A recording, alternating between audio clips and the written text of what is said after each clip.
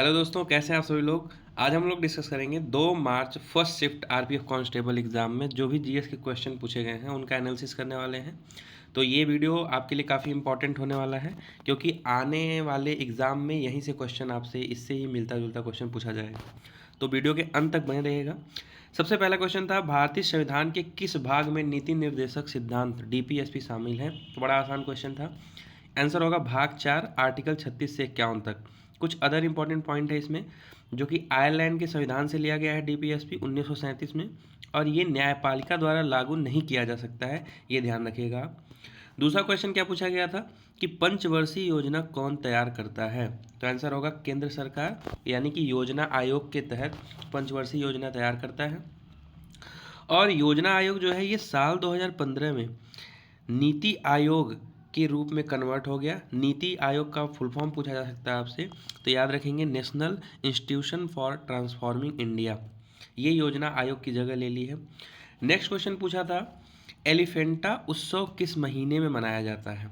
तो सबसे पहले जान लीजिए कि एलिफेंटा उत्सव जो है ये मुंबई महाराष्ट्र में एलिफेंटा द्वीपों द्वारा मनाया जाता है, द्वीपों पर, और ये फरवरी में मनाया जाता है। तो ये चीज़ आप ध्यान रखिएगा। अच्छा, कुछ अदर इंपॉर्टेंट पॉइंट्स हैं, ये भी ध्यान रखिए कि जूनागढ़ की गुफाएं कहाँ हैं, ये गुजरात में हैं। मध्य प्रदेश में भी कुछ स्थित हैं गुफाएं, उसको ध्यान रखिएगा। जैसे भीमबेटका की गुफाएं हैं जो कि रायसेन में हैं। आदमगढ़ गुफाएं हैं होशंगाबाद में। सरुमारू गुफाएं हैं सीहोर में। पांडव गुफाएं हैं पंचमढ़ी में। तो ये ध्यान रखिएगा आप। नेक्स्ट क्वेश्चन पूछा गया था, भगवान जगन्नाथ में कौन सी यात्रा निकाली जाती है। तो आंसर इसका है रथ यात्रा। यह यात्रा हर साल जो है आषाढ़ महीने के शुक्ल पक्ष के द्वितीया को निकाली जाती है, और ये यात्रा 10 दिनों तक चलती है। ये चीज़ आप ध्यान रखिएगा। कुछ और पॉइंट हैं, तो इस रथ यात्रा में भगवान जो है जगन्नाथ के साथ उनके बड़े भाई बलराम और बहन सुभद्रा भी शामिल होती हैं। अब क्या क्या कहा जाता है, मतलब किसके रथ यात्रा को क्या कहा जाता है, ये भी ध्यान रखिए। तो सबसे आगे बलराम जी का रथ होता है, इस रथ को ताल ध्वज कहते हैं। बीच में बहन सुभद्रा का रथ होता है, इस रथ को पद्म ध्वज कहा जाता है। और सबसे पीछे भगवान जगन्नाथ जी का रथ होता है, इस रथ को गरुड़ ध्वज कहते हैं। तो ये चीज़ भी आप ध्यान रखिएगा। नेक्स्ट क्वेश्चन है, पूछा गया था कि इनमें से कौन सी नदी मालवा के पठार से होकर नहीं बहती है। तो ध्यान रखिएगा, पूछा गया था नहीं बहती है। तो आप ये ध्यान दीजिए कि कौन कौन सी नदियाँ बहती हैं। तो मालवा के पठार से होकर चंबल, बेतवा, काली, सिंध, केन, माही, पार्वती नदी और गंभीर नदियाँ बहती हैं। ये चीज़ ध्यान रखिएगा। नेक्स्ट क्वेश्चन पूछा गया था, भारतीय संविधान के अनुच्छेद 42 का संबंध किस चीज़ से है। तो आप सबको पता होगा कि अनुच्छेद 42 जो है ये डीपीएसपी है, और इसमें बताया गया है कि जो काम की न्यायसंगत और मानवीय परिस्थितियों में मातृत्व राहत हमें देना है, यानी कि मैटरनिटी लीव देना है आपको, और ये डीपीएसपी से संबंधित है। तो ये भी ध्यान रखिएगा। इतना जान लीजिए, डीपीएसपी से क्वेश्चन पूछा ही जाएगा। तो डीपीएसपी के सारे आर्टिकल आप लोग पढ़ लीजिए। डीपीएसपी जो है आयर के कॉन्स्टिट्यूशन से लिया गया है, आर्टिकल 36 से 51 तक। काफ़ी इंपॉर्टेंट है, यहाँ से क्वेश्चन आपको मिलेगा ही मिलेगा। नेक्स्ट क्वेश्चन है, सरदार स्वर्ण सिंह समिति का संबंध किस संशोधन से है। तो ये भी क्वेश्चन पूछा गया था, काफ़ी इजी क्वेश्चन है, तो बच्चे करके आए होंगे। तो आंसर है इसका 42 अमेंडमेंट है। 1976 के जरिए भारतीय संविधान में 10 मौलिक कर्तव्य जोड़े गए थे। ध्यान रखिएगा, 42वें संशोधन से जोड़े गए थे 10 मौलिक कर्तव्य, और जो 11वां मौलिक कर्तव्य है वो 86वें संविधान संशोधन से जोड़ा गया था 2002 में। तो ये चीज़ ध्यान रखिएगा। 1857 से भी काफ़ी क्वेश्चन पूछे जा रहे हैं। तो 1857 के विद्रोह के दौरान दिल्ली पर कब्जा किया गया था। तो ये काफ़ी थोड़ा टिपिकल क्वेश्चन है। तो इसका आंसर होगा 21 सितंबर 1857 को दिल्ली पर कब्जा कर लिया गया था, 1857 के विद्रोह के समय। नेक्स्ट क्वेश्चन है, मौर्य साम्राज्य में अमात्य किसके प्रमुख मंत्री या सलाहकार होते थे। तो अमात्य जो होते थे मित्र, ये राजा या शासक के जो है सलाहकार होते थे, और अमात्य का मतलब होता था कि ये शासक और आम लोगों के बीच सेतु का काम करते थे। ये बात भी आप ध्यान रखिएगा। नेक्स्ट क्वेश्चन पूछा गया था, मणिपुर राज्य में मनाया जाने वाला शंगाई महोत्सव जो है ये कितने दिनों तक मनाया जाता है। तो ये 10 दिनों तक मनाया जाता है। 21 से लेकर के 30 नवंबर में।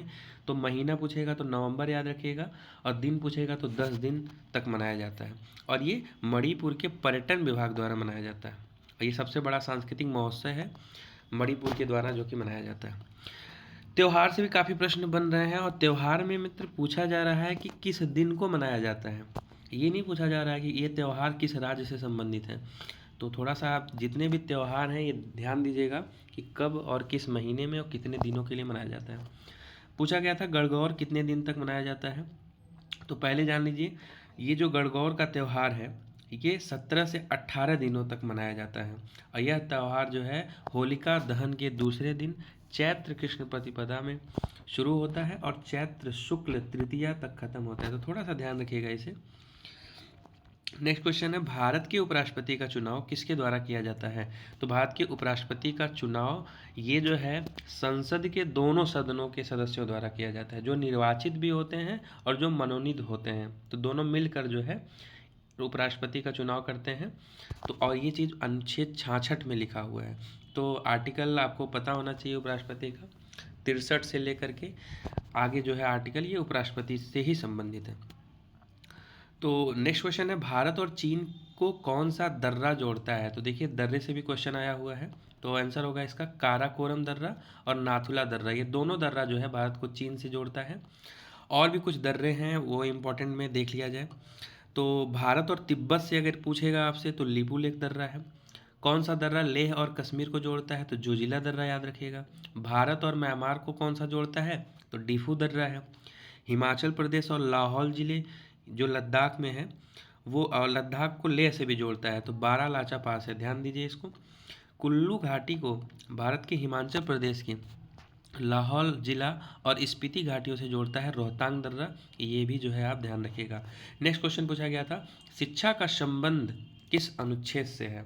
तो शिक्षा का संबंध ये सारे बच्चों को पता है, आर्टिकल 21A के तहत जो है इसमें बताया गया है कि 6 से 14 साल के बच्चों को मुफ्त और अनिवार्य शिक्षा का अधिकार दिया गया है, और यह अधिकार जो है मौलिक अधिकारों में शामिल है, जो कि संविधान के 86 कॉन्स्टिट्यूशनल अमेंडमेंट से जोड़ा गया है, जो कि सन 2002 में जोड़ा गया था। तो ये ध्यान रखिएगा। नेक्स्ट क्वेश्चन है, भारत और ऑस्ट्रेलिया के बीच आयोजित संयुक्त सैन्य अभ्यास 2024 का कौन सा संस्करण था। तो मित्र आपको पता होगा कि भारत और ऑस्ट्रेलिया के बीच जो युद्ध अभ्यास होता है उसको ऑस्ट्र हिंद बोलते हैं, और इस बार 2024 में नवंबर में ये पुणे में आयोजित किया गया था, और इसका तीसरा संस्करण था, और यह अभ्यास 8 से लेकर के 21 नवंबर के बीच चला था। तो ये भी ध्यान रखिएगा आप। नेक्स्ट क्वेश्चन है दोस्तों, अब क्वेश्चन पूछा गया था, इन दोनों क्वेश्चन में से कोई एक क्वेश्चन पूछा गया था। अब ये कंफर्म नहीं है कि क्या पूछा गया था, इसलिए मैं दोनों आपको करा देता हूँ। जैसे पूछा गया था कि आर्थिक उदारीकरण और आर्थिक सुधारों और अर्थशास्त्री से संबंधित हाल ही में किस प्रधानमंत्री की मृत्यु हो गई है। तो आप सबको पता है डॉक्टर मनमोहन सिंह की मृत्यु हुई है 26 दिसंबर 2024 को, और इनकी उम्र 92 साल की थी, और इनका जो है निधन दिल्ली में हुआ है। और सन 1991 में इन्होंने जो है आर्थिक स्थिति पर बहुत ही ज़्यादा, इनकी वजह से जो है हमारी आर्थिक स्थिति जो देश की थी वो कहीं हद तक सुधरी थी। तो ये ध्यान रखिएगा। अब प्रधानमंत्री रह चुके हैं मनमोहन सिंह, और इनका डेथ हुआ है, तो इनके बारे में आप ज़रूर पढ़ लीजिएगा। कुछ और इम्पोर्टेंट जानकारी है कि भारत के प्रधानमंत्री ये कब से कब तक रहे थे। तो 22 मई 2004 से 26 मई 2014 तक ये भारत के प्रधानमंत्री भी रहे हैं, और इनको पुरस्कार भी मिला है पद्म विभूषण, तो याद रखिएगा 1987 में। ठीक है। नेक्स्ट क्वेश्चन है दोस्तों, हाल ही में प्रधानमंत्री की आर्थिक सलाहकार परिषद के अध्यक्ष और प्रसिद्ध अर्थशास्त्री कौन थे जिनका 69 वर्ष की आयु में निधन हो गया। तो इन दोनों क्वेश्चन में से एक क्वेश्चन पूछा गया था, तो ये होंगे विवेक देव राय, तो ये ध्यान रखिएगा। नेक्स्ट क्वेश्चन पूछा गया था, भारत में कितने आपराधिक कानून 2024 में लागू किए गए हैं। तो आपको बता दूं मैं 2024 में ये 3 कानून जो है लागू किए गए हैं। कौन कौन से, BNS है, भारतीय न्याय संहिता है, भारतीय नागरिक सुरक्षा संहिता है, BNSS है, नेक्स्ट है भारतीय साक्ष्य अधिनियम 2023। ये तीनों कानून लागू किए गए हैं, तो इन सब चीज़ों को भी ध्यान रखिएगा।